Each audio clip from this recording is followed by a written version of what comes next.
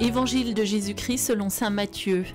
Jésus était né à Bethléem en Judée au temps du roi Hérode le Grand. Or voici que des mages venus d'Orient arrivèrent à Jérusalem et demandèrent « Où est le roi des Juifs qui vient de naître ? Nous avons vu son étoile à l'Orient et nous sommes venus nous prosterner devant lui. » En apprenant cela, le roi Hérode fut bouleversé et tout Jérusalem avec lui. Il réunit tous les grands prêtres et les scribes du peuple pour leur demander où devait naître le Christ. Ils lui répondirent « À Bethléem en Judée, car voici ce qui est écrit par le prophète. Et toi, Bethléem, terre de Juda, tu n'es certes pas le dernier parmi les chefs-lieux de Juda, car de toi sortira un chef qui sera le berger de mon peuple Israël. » Alors Hérode convoqua les mages en secret pour leur faire préciser à quelle date l'étoile était apparue.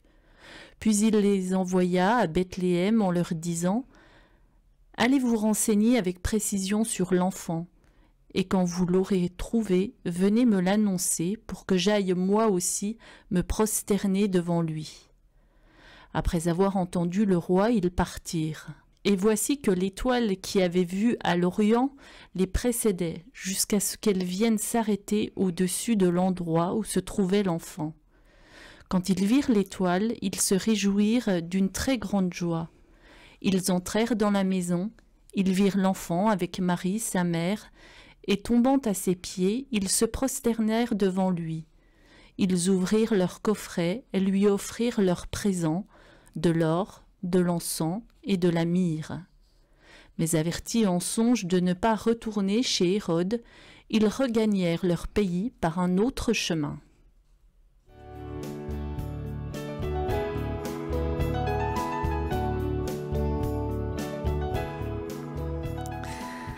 Bonjour, bonne et heureuse année.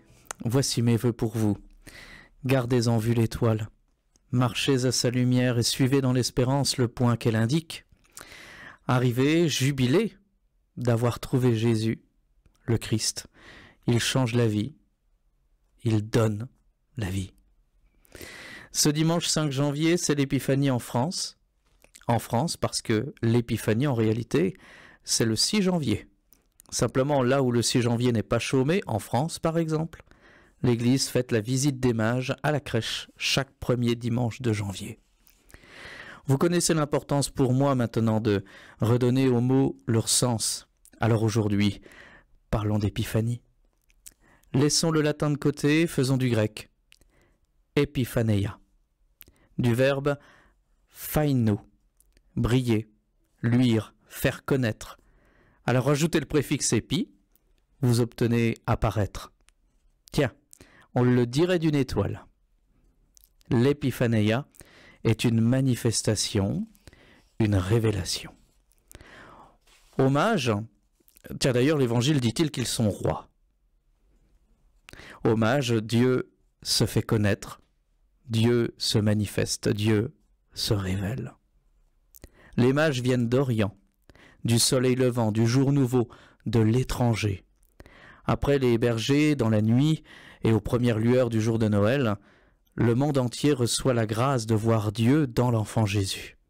Dieu se manifeste pour tous et donne à qui lui ouvre son cœur et le rencontre de le contempler et de renaître. Alors toi qui écoutes, tu le peux, dès que tu le veux. Peut-être dès tout de suite, peut-être dans quelques jours, peut-être après un peu de temps, mais quand tu veux. Les mages apportent de l'or, de l'encens et de la myrrhe. 3 cadeaux qui nous ont fait dire jusqu'à aujourd'hui que les mages étaient 3 et qu'ils s'appelaient Melchior, Balthazar et Gaspard. Seulement, de leur nombre comme de leur nom, l'Évangile ne dit rien. Et Dieu merci, parce qu'ainsi ils peuvent être toi et moi, nous tous ensemble, toi Valérie qui est derrière la vitre, toi Isabelle qui est à côté de moi, nous pouvons être les rois mages. Ah pardon, ils ne sont pas forcément rois. Les mages apportent de l'or pour le roi des rois, qui est dans la mangeoire. De l'encens pour Dieu, l'unique, le Seigneur, qui est dans la mangeoire. Et pour l'homme, de la myrrhe, parfum de prix destiné à l'embaumement du corps au jour de la mort, En Jésus, Dieu s'est fait homme. Viens, mon ami, toi qui écoutes. Allons ensemble à la crèche aujourd'hui contempler de nos yeux et de nos cœurs Dieu qui se manifeste à toutes et à tous. Suivons le chemin à la lumière de l'étoile jusqu'au lieu qu'elle indique, chemin que les bergers, que les mages et que tant d'autres avant nous ont emprunté. Apportons l'or de notre vie. Elle est pour Jésus, pour Dieu, inestimable. L'encens de notre adoration, tout indiqué pour lui. La myrrhe de notre humilité, à lui qui, de si grand qu'il est, se fait tout petit pour nous rejoindre. Apportons-nous nous-mêmes, sans masque ni ruse, en vérité, et repartons changés, bénis, vivants.